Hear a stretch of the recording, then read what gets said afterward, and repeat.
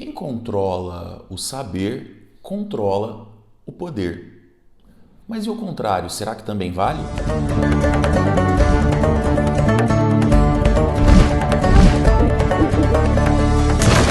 Caríssimos peripatéticos, sejam mais uma vez muito bem-vindos ao canal Missionário. E hoje o professor Renan vem falar com vocês sobre o poder das narrativas na política. Mas antes, eu quero convidar você que ainda não se inscreveu no canal a se inscrever agora e aproveitar para já clicar no sininho da notificação para ficar sabendo dos próximos vídeos que eu vou publicar por aqui. E já que é para falar em catilogência, tem uma frase que eu gosto muito de uma escritora francesa chamada Marguerite Yourcenar. Segundo ela, cada época escolhe o seu passado. Essa frase tem muito a ver com a nossa capacidade de recontar a história de acordo com as circunstâncias do presente. Agora, eu iria mais além e complementaria a ilustre escritora dizendo que esse passado é escolhido pelos vencedores do presente. Isso acontece porque a história não é uma ciência exata. A nossa percepção, o nosso entendimento do que aconteceu está muito relacionado com as circunstâncias históricas, materiais e sociais nas quais nós estamos inseridos. Por outro lado, como disse o filósofo também francês Michel Foucault, aqueles que controlam o poder controlam a produção do conhecimento, portanto, controlam o saber. É interessante como para Foucault essa relação entre saber e poder é uma via de mão dupla. Quem controla o saber detém o poder. Quem detém o poder controla a produção das narrativas, controla a produção da cultura, tem o monopólio do conhecimento e usa esse monopólio do conhecimento para se manter no poder.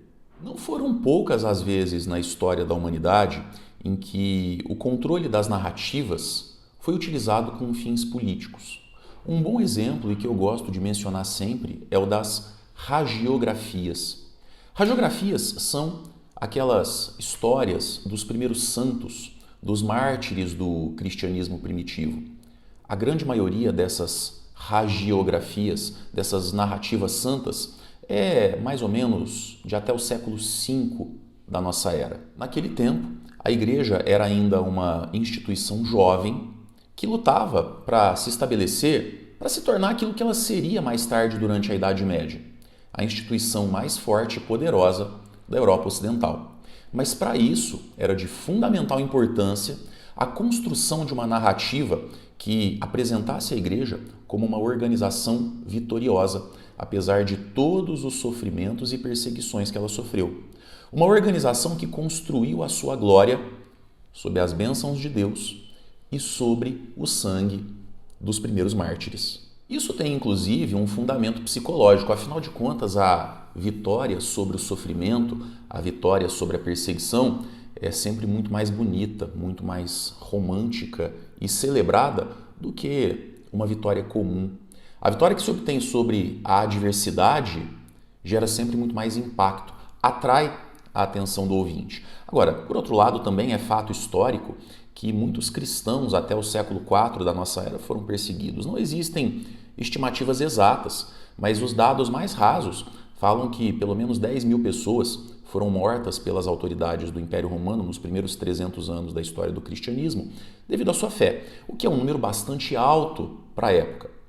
Por outro lado, muitos desses personagens que são descritos pela tradição como reais não são, ou há muito mais dúvidas do que certezas a respeito deles. O fato é que a história desses mártires do cristianismo foi amplamente divulgada, aumentada e romantizada com o propósito de criar os heróis e os vilões necessários para a construção dessa narrativa em prol da Igreja nascente.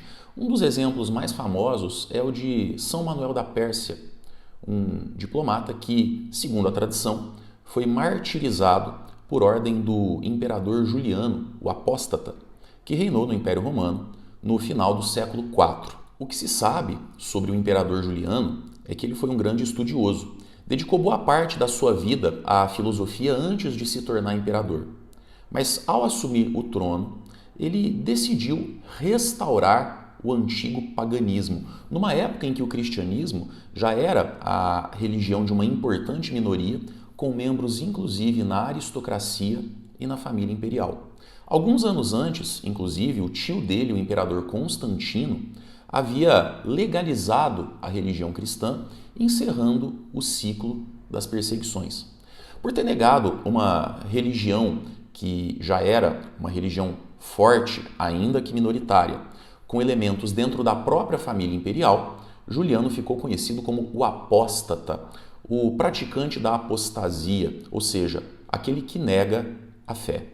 Juliano teve um reinado curto de mais ou menos 19 meses. O curioso sobre a sua história é que, apesar da prática da apostasia e de uma série de medidas que dificultaram a vida dos cristãos no Império Romano, não existe absolutamente nenhuma fonte documentada que evidencie que ele promoveu perseguições ou que ele tenha sido responsável direto ou indireto por martírios, como o de São Manuel, tradicionalmente atribuído a ele. No entanto, a história que se construiu após a sua morte mostra um Juliano violento, cruel, perseguidor de cristãos. Os imperadores que o sucederam, da dinastia dos Valentinianos e dos Teodosianos, eram todos cristãos fervorosos, inclusive um dos seus sucessores, o imperador Teodósio, no final do século IV, fez do cristianismo a religião oficial do Império Romano. E a partir daí, a história de Juliano como o grande perseguidor dos cristãos acabou tornando-se senso comum, entrou para a tradição da Igreja Católica, chegando até os dias de hoje. E aí vem a importância de nós colocarmos as narrativas históricas dentro do seu contexto, do contexto em que elas foram produzidas, porque, na verdade, a história do imperador Juliano e do martírio de São Manuel não serviu só para consolidar, construir uma ideologia em torno da história da Igreja primitiva, mas também e principalmente para exaltar as figuras históricas dos imperadores que o sucederam. Como eu disse, todos eles cristãos devotos. Era uma forma de se criar uma propaganda política contrária à dinastia anterior, especialmente contra o imperador Juliano, aquele que, vindo de uma família cristã, supostamente negou o cristianismo, só para ser derrotado depois. Existem muitos bons exemplos assim na história, muitos deles inclusive não têm nada a ver com a história da igreja. Eu já contei aqui no canal sobre a reconstrução do personagem histórico Tiradentes, um produto artificial dos republicanos que teve como objetivo exaltar a república e avacalhar com a monarquia recém-derrubada. Até os dias atuais, o mundo está coalhado de construções narrativas feitas com fins políticos, porque, afinal de contas, como disse o falecido jornalista Gilberto de Menstein, citando o político mineiro José Maria Alckmin, o que vale é a versão e não os fatos. Se a gente olhar, por exemplo, para a guerra da Ucrânia, que está acontecendo agora, a gente vai ver a importância que a construção da narrativa tem tanto para o lado russo quanto para o lado ucraniano, especialmente o lado ucraniano, que por ter mais inserção na imprensa ocidental, construiu uma máquina de propaganda em torno do governo da Ucrânia, da resistência da sua população e contra o governo Vladimir Putin. E isso não tem nada a ver com considerar a invasão da Ucrânia pela Rússia como certa ou errada. Isso não é matéria de opinião, é questão de fato. Tudo isso que eu acabei de dizer nos chama a atenção, ou pelo menos deveria chamar, para a importância do estudo da história e da dúvida diante das narrativas que nos são apresentadas.